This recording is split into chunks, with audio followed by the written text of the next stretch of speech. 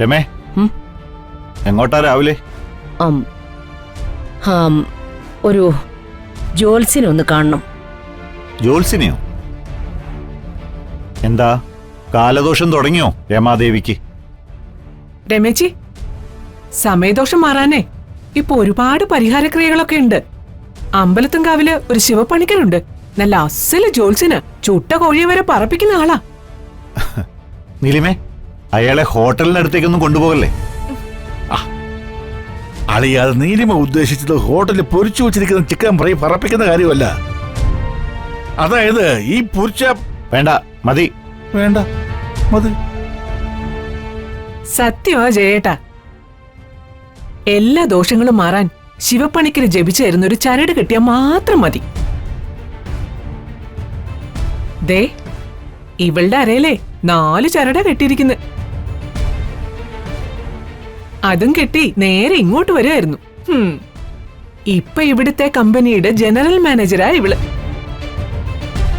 പാടത്ത് ജോലി വരമ്പത്ത് കൂലി എന്ന് പറയും പോലെ ഉടൻ തന്നെ ഫലം കണ്ടു. ഇനിയൊരു ചെറിയ ആഗ്രഹം കൂടി എന്റെ മോൾക്കുള്ളൂ. അത് ഞാൻ കുഞ്ഞോളോട് പറഞ്ഞിട്ടുമുണ്ട്. ദൈവോധം നടത്തി തരുമെന്നാ എന്റെ വിശ്വാസം. ചായ. മാഡം, ചായ. വേണ്ട. മനസ്സാകെ തകർന്ന ജോത്സ്യനെ കാണാൻ വേണ്ടി പോവുക എന്റെ കുഞ്ഞോള്. ഈ സമയത്ത് ചായ ഒന്നും ഇറങ്ങത്തില്ല.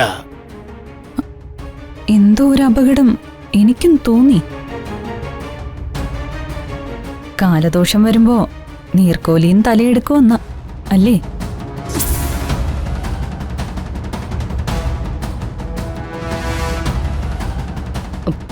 വാടിങ്ങോട്ട് വരാൻ.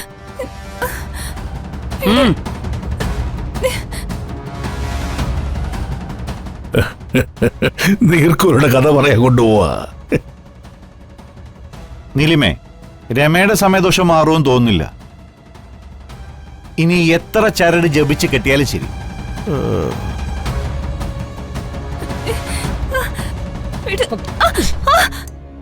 പറയടി, പറയേ, നീ പറഞ്ഞതിന്റെ അർത്ഥം എന്താ? ചോദിച്ചത് കേട്ടില്ലേ? നീ എന്താ പറഞ്ഞതെന്ന്? മാഡം, ഞാൻ ഇന്നലെ ഒരു സ്വപ്നം കണ്ടു. ഒരു ദുസ്വപ്നം. അതിന്റെ കാര്യം ഞാൻ പറഞ്ഞ.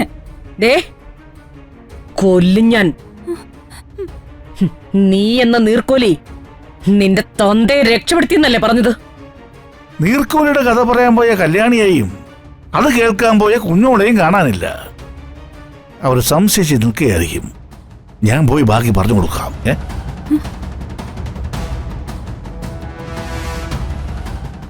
മാഡം, മാഡം എന്തൊക്കെയാ പറയുന്നേ?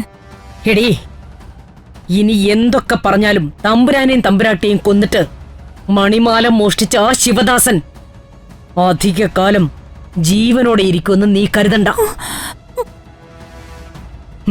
ഇപ്പൊ നീ ജയിച്ചോ. ആദ്യം ശിവദാസൻ, അതിനുശേഷം നിന്റെ കാര്യം ഞാൻ നോക്കിക്കോളാം.